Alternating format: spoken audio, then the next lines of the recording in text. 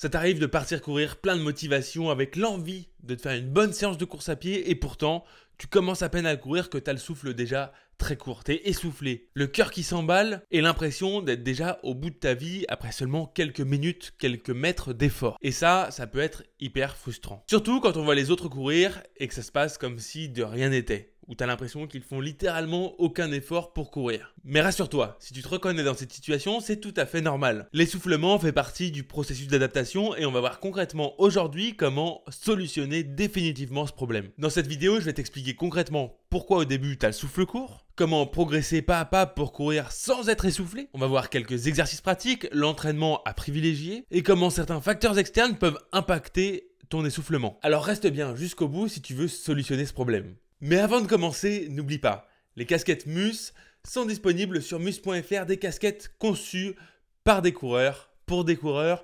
Nous sommes une marque vendéenne et nos casquettes sont 100% éco-responsables de la casquette à l'emballage, etc. Elles sont bien évidemment hyper respirantes et lavables en machine. Bref, code YouTube pour avoir 20% sur ta prochaine commande. Et maintenant, débutons. Alors pourquoi concrètement est-ce qu'on est essoufflé quand on court? Moi, je me souviens très bien de la première fois que je suis parti courir. En fait, je venais de m'inscrire pour un Alpha Ironman et je me suis dit, bon ben là, j'ai pas le choix. Il faut que je m'y mette. Il faut que je commence à courir. Et c'est vraiment un sport que je déteste à la base. Franchement, la course à pied, c'est le sport d'ailleurs que j'ai réussi à éviter au bac. J'ai réussi à l'éviter à peu près partout dans ma vie. J'ai jamais vraiment couru, j'ai toujours détesté ça. Mais bon, quand on doit courir un Alpha Ironman et donc un semi-marathon à la fin, on est obligé de se mettre à courir. Et j'arrivais à peine au bout de ma rue que je crachais littéralement mes poumons. C'était l'enfer. Je me suis dit, mais comment je vais pouvoir courir 21 bornes alors que là, au bout de 500 mètres à peine, je suis au bout de ma vie. Et déjà, ça, c'est la première erreur que j'ai faite. En fait, à chaque fois que je partais courir, je partais beaucoup trop vite. Et il faut comprendre que quand tu cours, tes muscles ont besoin d'oxygène pour produire toute l'énergie dont ils vont avoir besoin. Et si tes poumons et ton système cardiovasculaire ne sont pas encore adaptés à l'effort que tu es en train de produire, ils font tout ce qu'ils peuvent pour produire, mais n'arrivent pas à suivre le rythme. Et ça, c'est ce qu'on appelle la dette d'oxygène. Du coup, ta respiration s'emballe, ton cœur bat plus vite, et tout ça, c'est normal, c'est que ton corps est en train de s'adapter. Mais alors concrètement, quel est le rôle de la respiration dans tout ça? Quand tu cours, l'un des principaux carburants, c'est l'oxygène. Et l'oxygène, tu le rapportes via la respiration. Plus l'effort est intense, plus tes muscles en réclament. Si tu ne maîtrises pas ta respiration, tu vas rapidement te retrouver dans une certaine forme de galère. Tout simplement en cherchant désespérément tout l'air que tu peux. Et là, c'est là où tu commences à faire parce que tu cherches un maximum d'air, mais tu n'arrives pas à en apporter assez quoi qu'il arrive. Au contraire, si tu arrives à avoir une respiration plus profonde, plus posée, tu peux apporter plus d'oxygène. Résultat, tu vas progressivement gagner en endurance et aussi te sentir moins oppressé. L'idée, c'est que parfois, naturellement, notre corps va vouloir augmenter la respiration, alors qu'il faudrait simplement respirer peut-être un peu plus profondément. Encore une fois, là, on parle d'allure modérée. On ne parle pas d'un sprint. Là où ça nous amène, c'est l'importance de ralentir. Alors, ça peut paraître paradoxal parce que tu t'entraînes et tu as envie de courir de plus en plus vite, de progresser. Et en fait, le secret, c'est de courir moins vite. Et ça, c'est souvent le piège principal. On commence à courir, on part, on veut aller tout de suite vite, on veut tout de suite avoir des sensations de vitesse, alors que notre corps n'est absolument pas capable de faire ça. D'ailleurs, dis-moi en commentaire si toi aussi tu as fait cette erreur, ou sinon quelles erreurs tu as fait quand tu as débuté la course à pied. Moi, c'était vraiment celle-là. À chaque fois, je partais à bloc, 200 mètres, j'étais au bout de ma vie, et rideau, fini, fin de chantier. Après, je faisais de la marche-course, mais j'étais détruit. Et ça, je l'ai vraiment fait pendant des semaines. Je m'ai lancé vraiment super vite, j'étais super content de ma foulée, je me souviens, je me disais, mais quand même, en fait, je suis pas si mauvais. Sauf qu'au bout de ma rue, j'étais sec et il se passait plus grand chose. Et en fait, si tu veux progresser, il faut à l'inverse, arriver à partir le plus lentement possible et augmenter progressivement ton rythme. Sauf que les 10, 15, 20 premières minutes doivent être beaucoup plus lentes. Ton allure doit vraiment donner l'impression que tu te balades, que c'est facile. Tu dois laisser le temps à ton corps de s'échauffer. Ton rythme cardiaque va monter progressivement et ta respiration va se caler plus naturellement dessus. Et ça, c'est l'une des clés principales pour éviter un essoufflement brutal. En fait, si tu pars plus lentement, tout simplement, tu laisses le temps à ton corps de bien s'échauffer, de bien s'éveiller et ça va permettre naturellement à ton souffle, à ton rythme respiratoire de se calibrer sur ton rythme cardiaque et d'être progressif. Ce qui va créer en fait cet essoufflement très rapide au début, c'est que tu pars tellement vite sans laisser le temps à ton corps de tout simplement se préparer à l'effort. Maintenant qu'on sait pourquoi tu es essoufflé et qu'est-ce que c'est l'essoufflement, comment régler tout ça définitivement ou comment être moins essoufflé. En théorie, c'est plutôt simple. Bien évidemment, l'adaptation à la pratique sera toujours plus compliquée, mais on y reviendra juste après. Premièrement, il faut ajuster l'effort à ta capacité respiratoire et cardiaque. C'est ce que je te disais tout à l'heure. on baisse le rythme. 2. On prend le temps de construire notre base d'endurance pour progressivement arriver à décaler le seuil anaérobie. Alors le seuil anaérobie, c'est concrètement le moment où tu commences à manquer d'oxygène. Et ton corps va progressivement créer un petit peu trop de déchets métaboliques, ce qui va aussi créer une raideur souvent dans les jambes à ce moment-là. Donc ton souffle est haut, tu as des déchets qui s'accumulent, ton corps n'arrive pas à les traiter et donc tout simplement l'effort devient beaucoup trop compliqué. Donc c'est des efforts que tu vas tenir sur beaucoup moins longtemps. 3. Améliorer la capacité de ton corps à utiliser l'oxygène ou du moins à être efficient. Plus tu pratiques, plus tes poumons s'habituent, plus tu cours vite sans être essoufflé. En fait, tous ces points, on pourrait les résumer en une phrase. Tu progresses en courant régulièrement mais à la bonne intensité. Pas trop vite et de temps en temps avec quelques intensités pour créer de l'adaptation progressive. Bien évidemment, lorsque tu travailles des intensités hautes, c'est normal d'être essoufflé et ça arrivera tout le temps. Là, ce qu'on veut, c'est ne plus être essoufflé quand on part faire un footing ou du moins qu'on veut courir confortablement. Maintenant, passons à la pratique. Comment tu vas pouvoir concrètement être moins essoufflé en courant? Premièrement, la respiration abdominale. En fait, ça, c'est tout bête, mais aujourd'hui, on a un peu perdu notre capacité à bien respirer. C'est-à-dire que naturellement on respire, mais comme on fait plus assez d'activité physique, ou du moins naturellement on a des modes de vie plus sédentaires, des métiers qui bougent moins, on est moins essoufflé, on a moins tendance en fait à travailler notre respiration dans la vie de tous les jours, eh bien on perd un peu notre capacité à respirer sur des intensités. La respiration abdominale, c'est tout simplement se concentrer pour bien respirer en gonflant ton ventre. Donc tu vas tout simplement gonfler ton ventre quand tu inspires et le rentrer au maximum quand tu expires. Tu peux t'entraîner à faire ça chez toi, allongé sur ton canapé. C'est un bon exercice pour simplement se reconnecter avec sa propre respiration. Le deuxième point, et là on rentre vraiment dans le concret, c'est de trouver ton rythme de croisière. Ton rythme de croisière en termes de respiration, pas en termes d'allure. Par exemple, essaye d'inspirer sur 3 pas et d'expirer sur les 3 pas suivants. L'important, c'est de commencer à ressentir une certaine harmonie entre ta foulée et ta respiration. Bien évidemment, tu peux aussi faire du 3-2 ou du 2-2 en respiration, tout est possible. L'idée, c'est de trouver ce qui va te convenir à toi. Et sache que si jamais tu es sur du 2-2, c'est peut-être que tu vas un peu trop vite. Troisièmement, on va faire du fractionné progressif. Alors si tu n'as jamais fait de fractionné, ça peut paraître technique, mais en réalité c'est tout bête.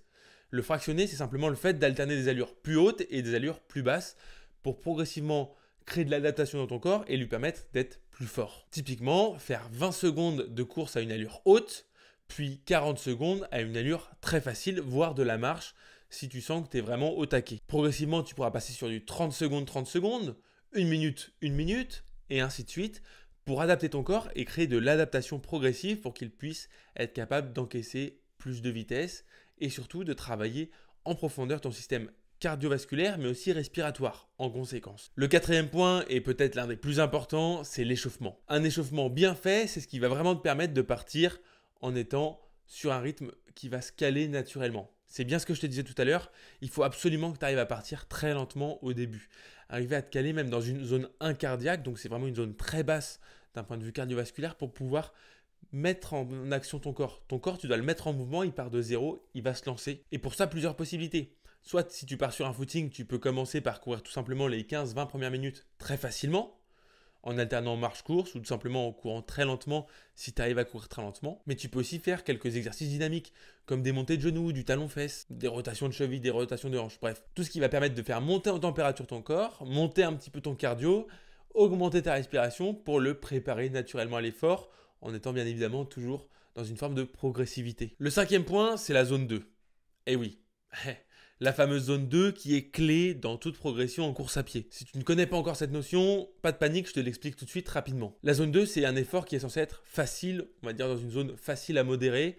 C'est 60 à 70% de ta fréquence cardiaque maximale. Concrètement, c'est une allure où tu peux tenir une conversation sans être essoufflé, ce qui va permettre à ton cœur de travailler suffisamment pour s'améliorer, grossir, sans être en sur-régime. En fait, c'est le niveau d'effort idéal pour travailler ta base d'endurance, ta capacité aérobique. Et la zone 2, ça doit être la base de tout entraînement en course à pied. Elle devrait prendre environ 80% de ton volume global. Même si au début, ça va te paraître très lent, c'est tout à fait normal et c'est pas grave. Parce que la zone 2, c'est le meilleur moyen de bâtir une zone d'endurance solide, mais aussi de réduire le risque de blessure, de permettre à ton corps de s'adapter progressivement d'un point de vue tendineux, musculaire ou même au niveau de tes cartilages.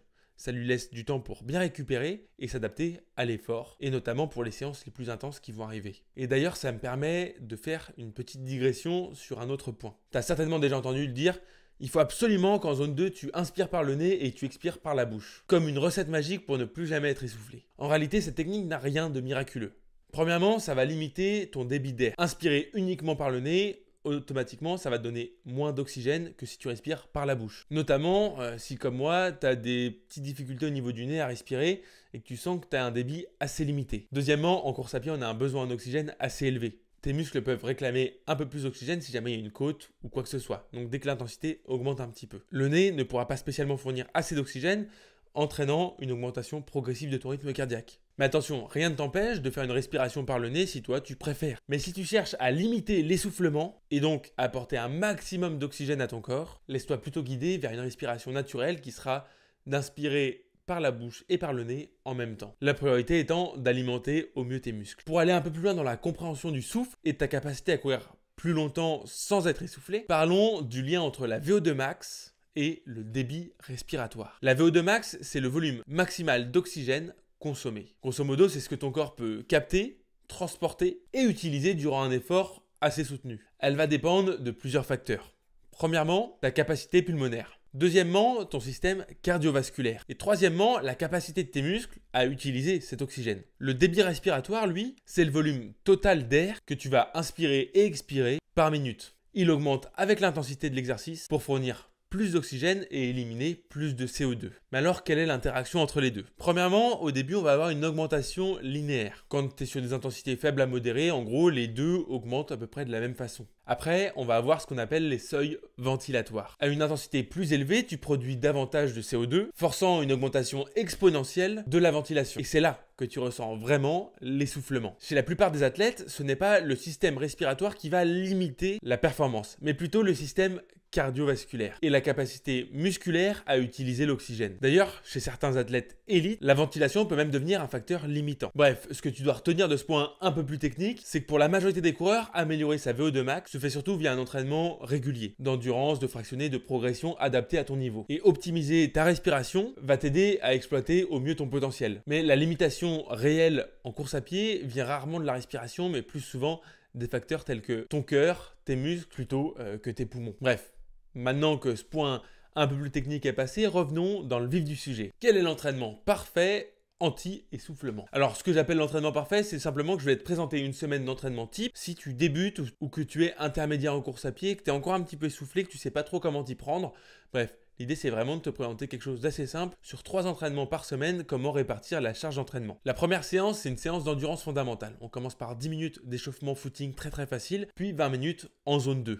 Donc la zone 2, c'est ce qu'on a dit tout à l'heure, 60 à 70%, voire 75% de ta fréquence cardiaque maximale. Si tu n'as pas de moniteur cardiaque, l'objectif c'est simplement de courir à une allure où tu es capable de parler assez aisément. Et tu finis la séance avec 5 minutes de marche pour récupérer facilement. Le retour au calme est primordial pour favoriser la récupération derrière. La deuxième séance, c'est un fractionné. On commence par s'échauffer 10 minutes et ensuite on va faire 6 à 10 répétitions de 30 secondes à une allure très soutenu et 30 secondes de marche. Une fois que les 6 ou 10 répétitions sont passées, on va faire 5 minutes de marche pour revenir faire un retour au calme pour favoriser la récupération, tu l'auras compris. Et la troisième sortie de la semaine, ça va être ce qu'on appelle la sortie longue. Au début, je te conseille de faire la même sortie que le jour 1, puis d'augmenter chaque semaine de 5 minutes cette sortie longue. Pas besoin de chercher la vitesse. L'idée, c'est vraiment de laisser le temps à ton corps de s'adapter, de progresser pour petit à petit ne plus être essoufflé du tout à des intensités basses. En adoptant progressivement ces séances et en les adaptant à ta progression, tu vas rapidement sentir une différence et une progressivité. D'ailleurs, j'en profite, si jamais tu prépares un 10 km, que tu sais pas du tout comment t'y prendre et que tu débutes la course à pied, j'ai fait un plan d'entraînement complet sur 12 semaines que tu retrouveras sur mus.fr.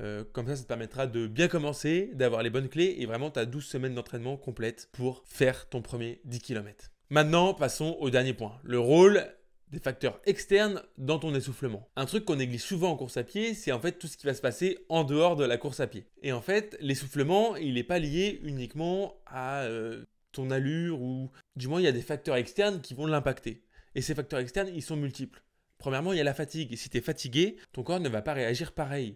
Mais il y a aussi le stress, l'alimentation, l'hydratation. Bref, ce que tu dois comprendre de ce dernier point, c'est qu'il est important de bien récupérer entre chaque séance et de se laisser du temps pour récupérer, car tous ces facteurs-là vont impacter obligatoirement tes performances. Si tu es plus stressé, si tu manges mal, si tu as une hydratation qui n'est pas top, tout ça, ça va être des facteurs qui vont impacter ton rythme cardiaque et en définitive, ton débit respiratoire. Bref, voici un petit récap de tout ce qu'on a abordé dans cette vidéo. Premièrement, tu es essoufflé parce que quand tu cours, tes muscles ont besoin d'oxygène. L'oxygène est donc le carburant de tes muscles. N'oublie pas qu'il est important de ralentir. Si tu es essoufflé, c'est que tu vas déjà trop vite. Ajuste l'intensité à tes capacités. Voici quelques exercices simples à mettre en place. Premièrement, respiration abdominale. Deuxièmement, fractionné progressif. Et troisièmement, travaille ta zone 2 à l'entraînement. Pour la partie plus technique, la ventilation n'est pas toujours le facteur limitant de ta progression. Et enfin, n'oublie pas les facteurs externes, sommeil, stress, fatigue, etc. Voilà, maintenant tu sais exactement comment tu vas pouvoir réduire ton essoufflement en course à pied, être plus endurant, courir plus longtemps, plus vite et te faire plaisir en course à pied. Au fur et à mesure de ton entraînement et de ta régularité, tu vas voir que tout ça, ça va se mettre en place et progressivement, ça sera un lointain souvenir. Si cette vidéo t'a plu, t'a motivé, pense à mettre un j'aime, à t'abonner et bien évidemment, active la cloche pour ne pas rater les prochaines vidéos. Et si tu as des questions ou que tu veux partager ton expérience personnelle, dis-les moi en commentaire, je te répondrai avec grand plaisir. Moi, je te dis à bientôt. Bisous. N'oublie pas, casquette disponible sur mus.fr, code YouTube.